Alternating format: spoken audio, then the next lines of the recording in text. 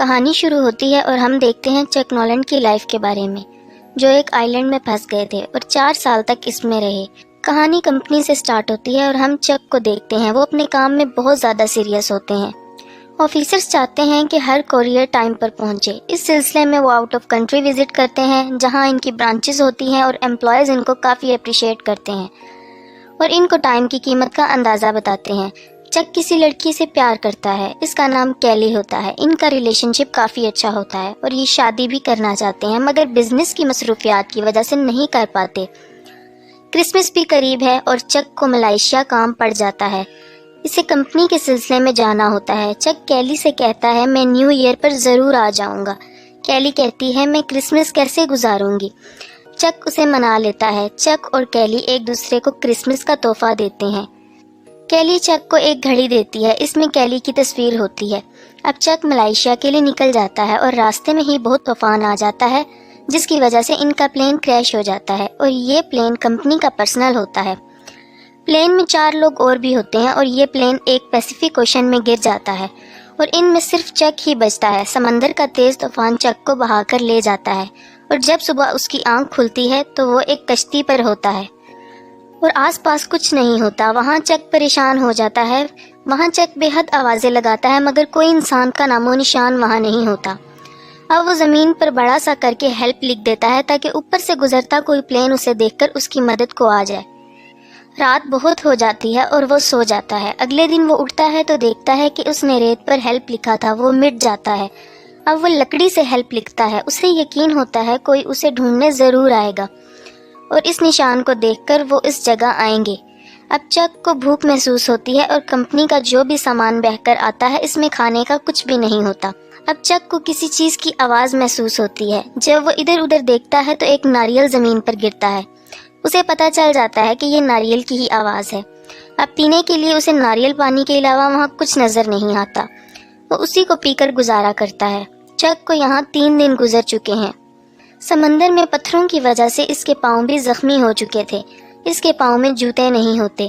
اب وہ اپنی پینٹ کو آدھا کاٹ کر اپنے پاؤں میں لپیٹ لیتا ہے تاکہ اس کے پاؤں میں درد نہ ہو، اور اسے وہاں ایک بہت اونچی چوٹی نظر آتی ہے۔ وہ فیصلہ کرتا ہے وہ اس پر ضرور چڑھے گا۔ جیسے ہی وہ دیکھتا ہے کہ وہ کیسے اوپر چڑھ سکتا ہے اور اندازہ لگا کر وہ چوٹی پر چڑھنے میں کامیاب ہو جاتا ہے۔ اب اسے اوپر سے سمندر میں کوئی چیز تیرتی ہوئی نظر آتی ہے۔ جب وہ واپس نیچے آتا ہے تو دیکھ کر حیران رہ جاتا ہے کہ وہ اس کے پلین کے پائلٹ کی ڈیڈ باڈی تھی۔ وہ بہت روتا ہے اور اسے دفنانے کا انتظام کرتا ہے، مگر وہ دفنانے سے پہلے اس کے جوتے اور ٹارچ رکھ لیتا ہے۔ اب وہ اسی آئی لینڈ میں زندگی گزارنے کا عادی ہو گیا تھا۔ وہ پتوں پر گری اوس کو پی کر گزارا کرتا ہے۔ وہ مچھلی مارنے کی کوشش کرتا ہے مگر ناکام ہو جاتا ہے۔ اسے کھانے کے لیے ناریل پانی اور رات کو پتوں پر گری اوس کے علاوہ کچھ بھی حاصل نہیں ہوتا۔ وہ اسی کو کھا کر گزارا کرتا ہے۔ اب رات کے وقت اسے سمندر میں ایک شپ نظر آتا ہے، اسے دیکھ کر وہ بہت ایکسائٹڈ ہو جاتا ہے اور آوازیں لگاتا ہے۔ ٹارچ کی لائٹ آن کرتا ہے مگر اتنی دور سے کوئی فائدہ نہیں ہوتا۔ اگلے ہی دن وہ یہ فیصلہ کرتا ہے کہ اس کے پاس جو ایئر بوٹ ہے وہ اس میں بیٹھ کر بیچ سے نکل جائے گا۔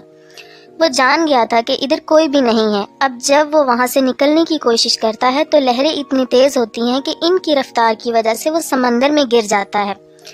اسی دوران اس کے پاؤں پر چوٹ لگ جاتی ہے اور خون بھی بہت نکلتا ہے۔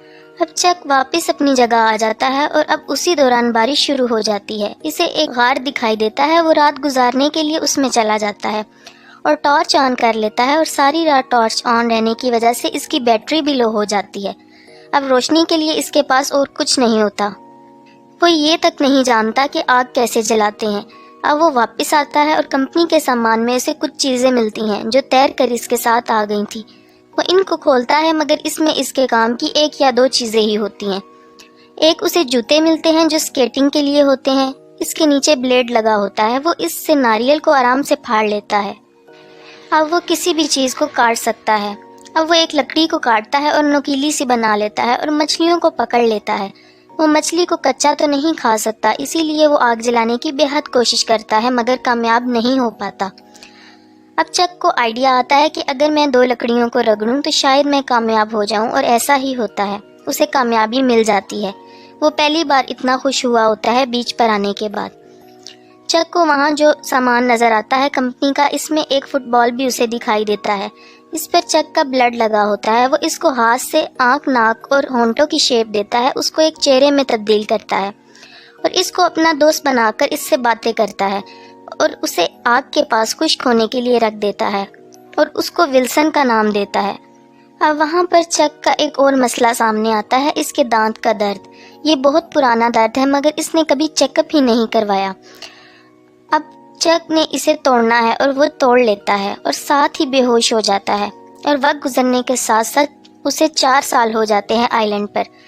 4 سالوں میں وہ اس جگہ جینا سیکھ لیتا ہے۔ اس کا حلیہ بگڑ چکا ہے، اس کے سر اور منہ کے بال بے حد بڑے ہیں اور وہ بے حد کمزور دکھائی دیتا ہے۔ اسے اتنا تجربہ ہو گیا تھا، وہ دور سے ہی ڈنڈا پھینک کے مچھلی کو پکڑ لیا کرتا تھا۔ چک کی دوستی ولسن سے کافی ہو گئی تھی، وہ اس سے کافی باتیں کرتا تھا۔ اب ایک دن مچھلی کھا رہا ہوتا ہے کہ اسے ایک آواز آتی ہے۔ چک دیکھتا ہے تو وہ ایک سٹیل کی شیٹ ہوتی ہے۔ اسے ایک آئیڈیا آتا ہے کہ اس کی مدد سے وہ یہاں سے نکل سکتا ہے۔ وہ جب بھی نکلنے کی کوشش کرتا ہے لہریں اسے جانے نہیں دیتی۔ اب وہ ناریل کی لکڑی کاٹ کاٹ کر ایک بورڈ تیار کرتا ہے اور سٹیل کی شیٹ اس کے آگے لگاتا ہے۔ حالانکہ بورڈ تیار کرنا آسان نہیں تھا اور وہ یہ فیصلہ کرتا ہے کہ جب ہوائیں کم ہوں گی تو وہ نکلنے کی کوشش کرے گا اور شیٹ کو وہ بوٹ کے آگے لگاتا ہے تاکہ جب وہ بوٹ میں بیٹھے تو شیٹ کی مدد سے پانی کو دھکیل سکے اور وہ آگے جا سکے۔ چک ولسن کو اندر رکھتا ہے اور نکل جاتا ہے۔ راستے میں بڑی بڑی لہروں کا مقابلہ بھی کرتا ہے مگر ابھی بھی وہ سمندر باقی ہے۔ وہ نہیں جانتا کہ زمین کب آئے گی۔ چک کے اندر ایک امید تھی کہ شاید اب وہ گھر پہنچ جائے گا مگر یہ سب آسان نہیں تھا۔ سمندر میں اسے بہت برے حالات دیکھنے کو ملتے ہیں۔ کھانے کا گزارا تو وہ کر لیتا ہے، کھانے کے لیے مچھلی اور پینے کے لیے بارش کا پانی جمع کر لیتا ہے۔ بارش کا پانی جمع ناریل میں کرتا ہے، اس نے اپنے پاس رکھے ہوتے ہیں اور بچا کر رکھتا ہے تاکہ مشکل میں وہ اس کے کام آئے۔ اور دیکھتے ہی دیکھتے چک کا بال، اس کا ولسن فرینڈ، پانی میں گر جاتا ہے اور جب اسے معلوم ہوتا ہے وہ بہت دور جا چکا ہوتا ہے۔ اب وہ پانی میں کود جاتا ہے اور ولسن کو بچانے کی پوری کوشش کرتا ہے مگر وہ ناکام ہو جاتا ہے اور واپس بوٹ میں آنے کے بعد وہ بے حد روتا ہے۔ ولسن نے ہی اس کا 4 سالوں میں بہت ساتھ دیا تھا۔ چک کے لیے وہ ایک فٹ بال نہیں تھا، وہ اس سے بہت اٹیچ ہو گیا تھا، اسی لیے اس کے جانے کا بہت دکھ ہوتا ہے۔ اب چک بہت دنوں کے سفر کے بعد تھک چکا تھا اور ایک شپ اس کے آگے سے گزرتا ہے جو اسے دیکھ لیتا ہے اور اسے بچا لیتا ہے۔ چک واپس آ چکا تھا۔ واپس آنے کے بعد وہ دیکھتا ہے کہ سب بدل چکا تھا۔ اس کے دوست اور گھر والے سمجھے تھے کہ وہ مر چکا ہے اور اس کی گرل فرینڈ کیلی، جو ایک دوسرے سے بہت محبت کرتے تھے، وہ شادی کر چکی تھی اور اس کی ایک بیٹی بھی ہوتی ہے۔ چک اس سے ملنے جاتا ہے تو وہ بے حد خوش ہوتی ہے اور گلے سے لگا لیتی ہے۔ اب کیلی شادی شدہ ہے، اس لیے اب کچھ نہیں ہو سکتا اور ان کے راستے الگ ہیں۔ چک کو کیلی نے جاتے ہوئے جو گھڑی دی تھی وہ اسے واپس کر دیتا ہے کیونکہ وہ کیلی کی فیملی گھڑی ہوتی ہے اور اس گھڑی کی تصویر اپنے پاس رکھ لیتا ہے۔ کیلی اسے کہتی ہے تم نے وعدہ کیا تھا کہ تم ضرور آؤ گے۔ چک اسے سوری بولتا ہے اور جانے لگتا ہے۔ کیلی اب بھی چک سے پیار کرتی ہے مگر اس کی اپنی فیملی ہے اس لیے وہ نہیں جا سکتی۔ کیلی کے پاس چک کی دی ہوئی ایک گاڑی ہوتی ہے، وہ اسے واپس کر دیتی ہے اور چک اس گاڑی کو لے کر چلا جاتا ہے اور کیلی اسے دیکھ رہی ہوتی ہے۔ وہ بہت دکھی ہوتی ہے، وہ چک کو بلاتی ہے اور وہ بھاگ پڑتی ہے۔ چک بھی واپس آ جاتا ہے اور گلے ملتے ہیں۔ کیلی اسے بتاتی ہے کہ میں جانتی تھی کہ تم زندہ ہو اور مجھے یقین تھا کہ تم واپس ضرور آؤ گے، مگر سب کے فورس کرنے پر